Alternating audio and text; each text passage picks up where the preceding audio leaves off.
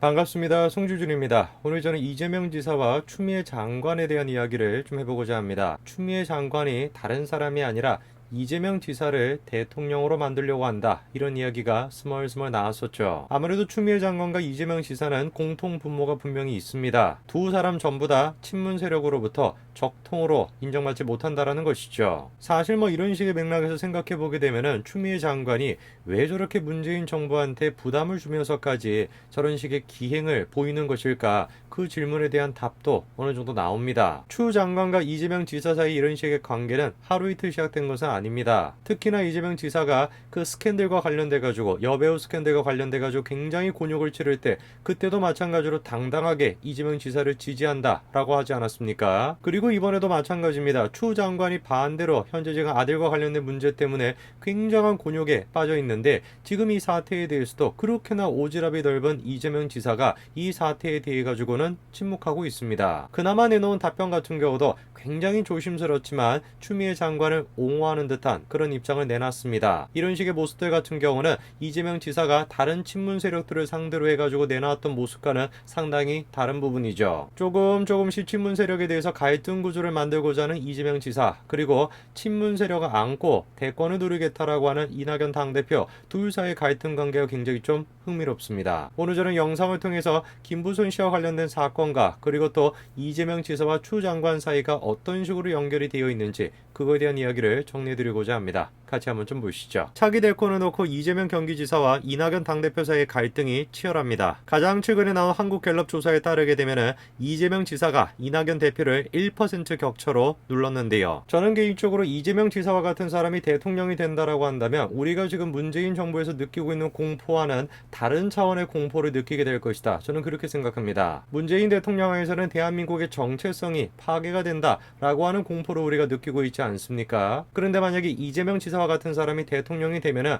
정체성의 문제가 아니라 대한민국 자체의 존속에 대해서 우리가 걱정해야 될 것입니다. 끊임없이 포퓰리즘과 관련된 정책들을 계속해가지고 내놓고 있지 않습니까? 걱정이 되는 것은 무엇이냐면, 국민이라고 하는 존재는 다수로 존재했었을 때 위기 속에서 이런 식의 포퓰리즘 정책에 끌릴 수밖에 없다라는 것이에요. 그래서 그런 것일까요? 처음에만 하더라도 계속해가지고 친문 세력의 눈치를 보는 듯한 그 이재명 지사가 점점 승기를 잡게 되면서 굉장히 강도 높은 메시지를 내놓았습니다. 대놓고 지금 이낙연에 대해 가지고 견제구를 던지기도 합니다. 어디 그뿐이었습니까? 심지어 이런 얘기까지도 했었죠. 문재인 정부에 대한 배신감이 불길처럼 퍼질 것이다, 이런 얘기까지도 했습니다. 이재명 지사 개인적으로도 판단한 거 아니겠습니까? 야, 내가 이쯤 되게 되면은 더 이상 친문 세력의 눈치를 볼 필요가 없다, 그렇게 판단한 것이겠죠. 친문 세력이 더 이상 이재명 지사에게 견제의 대상이 될 수가 없다라고 한다면 파죽지세처럼 이재명 지사가 앞으로 치고 나갈 수 있을까요? 겉으로 봤을 땐 그런 것처럼 보입니다만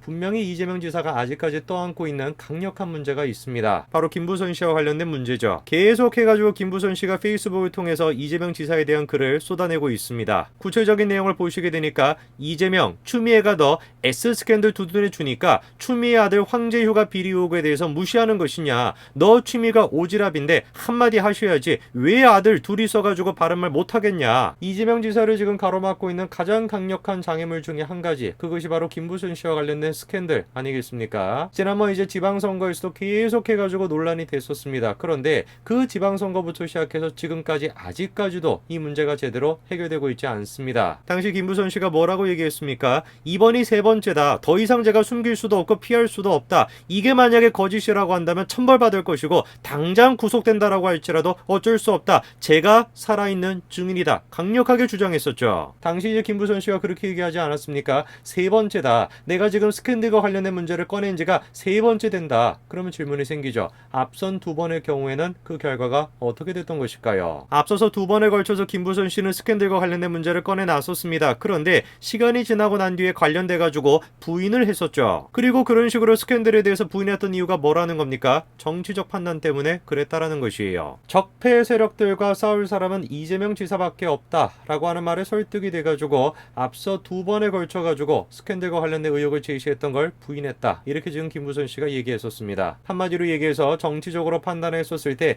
이재명 지사가 살아 있어야 된다. 이렇게 판단했다라는 것인데요. 정치계에 발을 들여놓은 그 순간부터 지금까지 계속해가지고 이재명이라고 하는 존재는 정치적으로 굉장히 혼란스러운 사람이었습니다. 당시 스캔들과 관련된 문제가 터졌을 때 마찬가지로 논란이 있던 사람이 바로 주진우 기자인데 당시 어떤 녹음 파일이 공개가 됐었습니까? 주진우로 추정이 되는 남성이 김부선에게 이재명이 아니다라고 얘기를 해달라 그런 식으로 회유한 듯한 정황이 드러났던 것이죠. 사건은 점점 커져가지고 주진우 씨가 김부선 씨의 사과문 자체를 대필해 준 거 아니냐 그런 의혹까지도 터져나왔습니다만 주진우 씨는 해당 내용에 대해 가지고 부인했었죠. 저기까지의 내용만 살펴보게 되면은 주진우라고 하는 사람은 이재명이라고 하는 사람이 정치적으로 필요하다라고 판단했나 보다 이렇게 우리가 생각할 수 있습니다. 묘하게 상황이 조금 흘러가는 것 같죠. 이상하다. 주진우라고 하는 사람이 이명박 박근혜 대통령 때 그 난리를 쳤던 거를 생각해 본다면 이 사람은 누가 보든지 간에 친문 세력에 있는 사람 아니냐 김어준이랑 마찬가지로 그렇게 생각이 들 텐데 뭔가 좀 이상한 것 같습니다. 그런데 우리의 의문을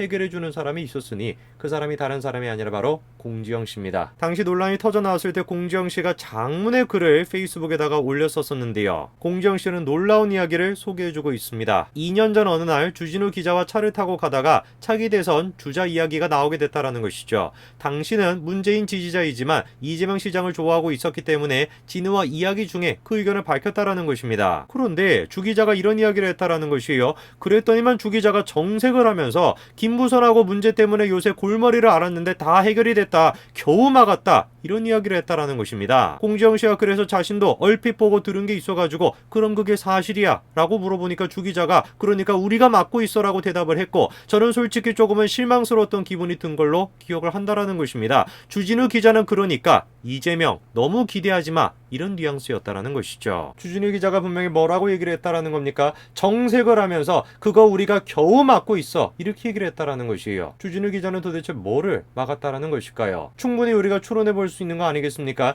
당시에 김부선 씨가 스캔들에 대해 가지고 얘기했던 그 내용을 자신들이 막기 위해서 애를 쓰고 있다 그 얘기를 했던 거 아닐까요? 홍정 씨가 재차 물어보지 않습니까? 자기도 얼핏 들은 것이 있으니까 야 그게 그러면 사실이라는 거야 라고 물어보니까 주진우 기자가 다시 한번 답변했습니다. 우리가 막으려고 애쓰고 있어. 이거는 누가 듣든지 간에 주진우 기자가 해당 내용이 사실이다 라고 인정할 꼴밖에 안 되겠죠. 공지영 씨가 계속해서 얘기합니다. 그러다가 주 기자와 김부선 씨로 추정되는 사람의 녹취록을 듣게 되었다라는 것입니다. 그러면서 그때 그 이야기가 이 이야기였구나 싶었다라는 것이죠. 그리고 사안이 좀 심각하다라고 느꼈다라는 것입니다. 찾아보니까 이재명 시장은 모든 걸 부인하고 있었고 김부선은 허언증 환자의 관종으로 취급받고 있는 분위기였는데 이건 아니다 싶어가지고 주변 사람들에게 이야기를 했다라는 것입니다. 우리가 저거를 통해서 확인할 수 있는 게 뭐겠습니까? 분명히 이재명 지사와 관련된 이 스캔들의 문제는 단순하게 덮고 넘어갈 문제가 아니다라는 것입니다. 특히나 지금 친문 세력을 배척을 하면서 포퓰리즘 정책을 통해 가지고 대선을 노리고 있는 이재명 지사의 입장에서는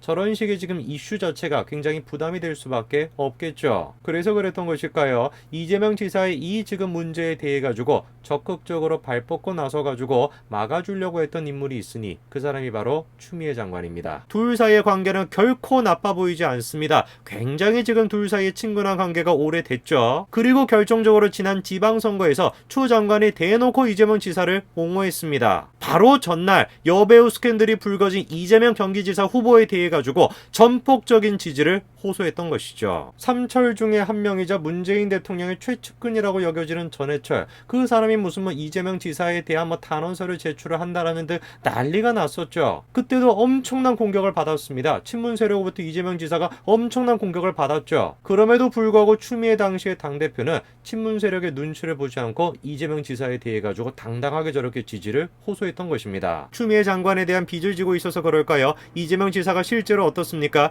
추미애 장관을 조심스럽게 옹호하는 듯한 모습을 내비쳤습니다. 자세한 내용을 들어보지 못했으나 평생 마녀상을 당해온 사람으로서 대체적으로 침소봉대이거나 팩트와 벗어난 것들이 않았다는 개인적인 경험을 가지고 있다. 몇 번에 걸쳐가지고 지금 조심스럽게 얘기를 하는지 모르겠어요. 자세한 내용을 들어보지는 못했으나 대체적으로 침소봉대이거나 그렇다라고 하는 개인적인 경험을 가지고 있다. 지금까지 친문 세력을 공격해왔던 이재명 지사의 모습과는 굉장히 다른 모습 아니겠습니까? 문재인 대통령을 향해서도 배신감이 불길처럼 퍼질 것이다. 그런 얘기를 하는 사람인데 어떻게 된 것인지 추미애 장관에 대해서는 저렇게 조심스러운 모습을 보이는 것이죠. 저는 그래서 김부선 씨가 지적을 하는 것처럼 이 지금 모습, 이재명과 추미애가 한 팀으로서 움직이는 듯한 이 모습은 그냥 단순히 하루아침에 만들어진 것이 아니다. 오랜 세월에 걸쳐가지고 계속해가지고 자기 나름대로는 친문 세력으로부터 탄압을 받아왔다라는 거 아니겠습니까? 그 탄압을 벗어나겠다라고 하는 의지, 그 의지가 예전부터 계속 되어 왔고